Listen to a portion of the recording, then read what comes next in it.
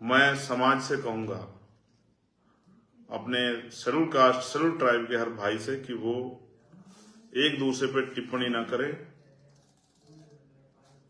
एक दूसरे को बुरा ना कहें और अपने अपने अधिकारों के प्रति संवैधानिक मर्यादाओं में जो संघर्ष वो कर रहे हैं उसको करते रहे।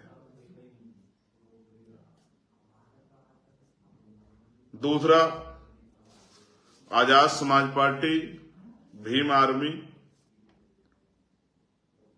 सरकार के षड्यंत्र को समझती है, सरकार की चालों को, साजिशों को समझती है और भविष्य में कुछ ऐसा ना हो जाए उसको भी ध्यान में रख के सचेत है। इसलिए आजाद समाज पार्टी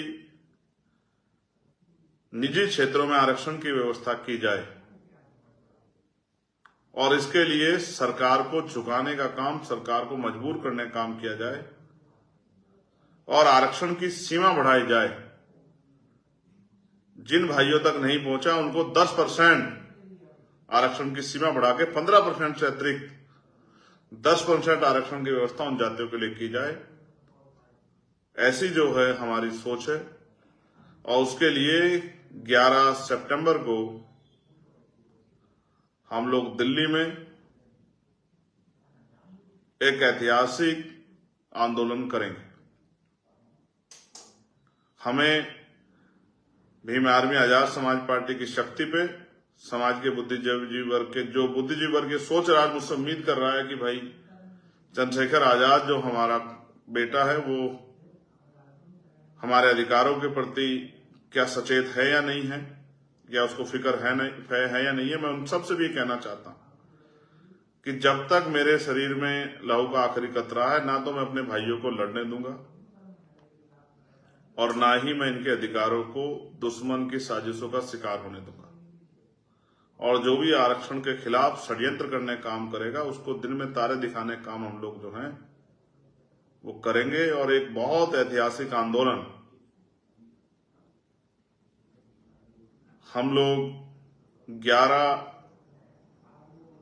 सितंबर को दिल्ली में करेंगे। ये खेल बहुत हो गया कि हम लोग 15% में लड़ते रहे। हम लोग 15% में नहीं लड़ेंगे आपस में। हम लोग शेड्यूल कास्ट के लोगों के लिए 25% आरक्षण की व्यवस्था शेड्यूल कास्ट और शेड्यूल ट्राइब के लिए की जाए। इसके लिए हम लोग संघर्ष करेंगे और अपने भाइयों को भी उनका हिस्सा दिला के रहेंगे। मैं आजाद समाज पार्टी, भीम आर्मी और अपने बहुजन समाज से, बुद्धिजीवी वर्ग से कहूंगा कि किसी भी तरह की टिप्पणी अपने भाइयों पर ना करें। कल हमारे भाइयों को जब सरकार का खेल उनकी समझ में आएगा तो उनको एहसास हो जाएगा कि सरकार उनके साथ किस तरह खेल रही थी, सरकार उनकी कितनी हितैषी है और सरकार उनसे वोट के अलावा कोई और मकसद रखती है नहीं रखती है। बहुत सारे लोगों को इतनी बार मौका मिला, फिर भी आज हम इस हालात में क्यों, इसका जिम्मेदार कौन है? नौकरियां इस देश में 2% हैं, जिनमें से 1% करीब निजीकरण की भेंट चढ़ गई हैं। बहुत सा बड़ा सेक्टर प्राइवेट हो गया और बहुत सारे बैंक अभी प्राइवेट सेक्टर में करने के लिए उनको मर्ज करने की तैयारी कर दी। बहुत सारे स्कूल बंद हो रहे हैं। आने वाले समय में कोई कहीं किसी डिपार्टमेंट में सरकारी नौकरी बचेगी, सब सेक्टर प्राइवेट हो जाएगा। तब आपके बच्चे क्या करेंगे, मुझे इस बात की भी चिंता है।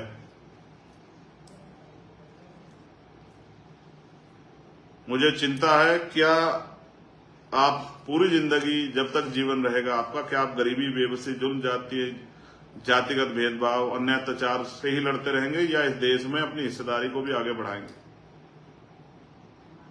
मैं फिर विश्वास दिलाता हूं, जो लोग मुझ पर भरोसा करते हैं, भीम आर्मी आजाद समाज पार्टी पर, एक कार्यकर्ता होने के नाते आजाद समाज पार्टी भीम आर्मी का मैं वचन देकर कहता हूं कि मैं अपने लोगों के हितों के से किसी भी तरह का समझौता बर्दाश्त नहीं करूंगा और किसी भी तरह से अपने लोगों के हितों को दुश्मन को छीनने नहीं दूंगा।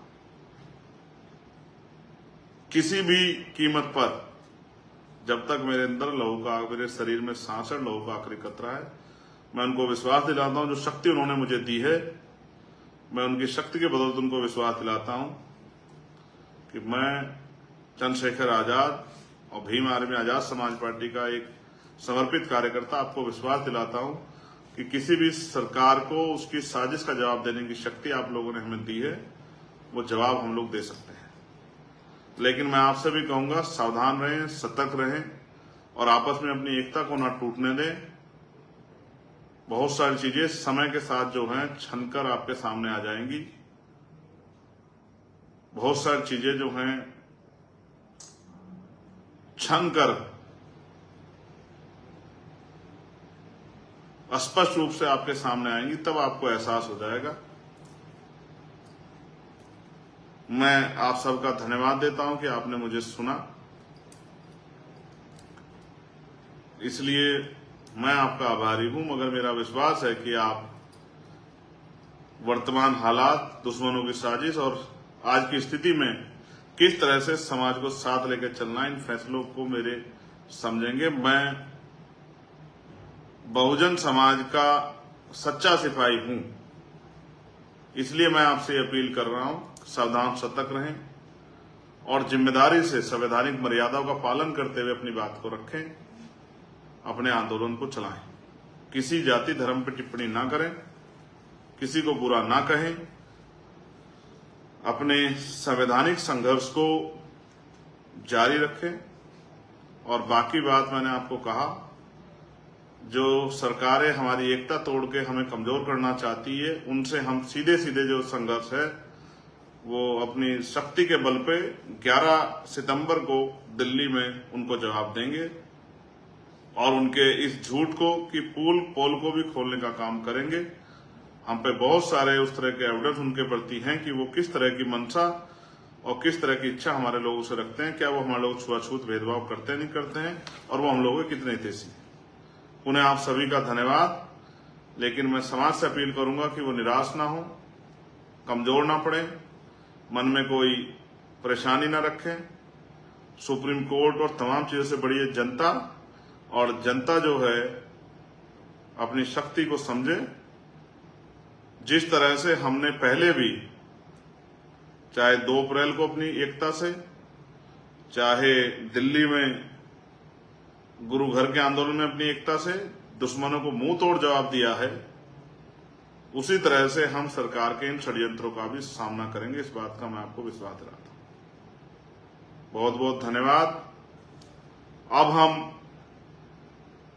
पैरों की तरफ नहीं, आसमान की तरफ देखेंगे और 85% बहुजन समाज के लोगों को उनकी संख्या के आधार पर उनके अधिकार कैसे मिले, इस बात के लिए संघर्ष करने के लिए तैयार होंगे। इन्हीं सब बातों के साथ आप सभी के लिए मंगल कामनाएं। जय भीम, जय भारत, जय संविधान, जय मंडल, जय जोहार। आप सभी के लिए मंगल कामनाएं और आप सभी के लिए जो है मेरा प्यार और सहयोग। धन्यवाद।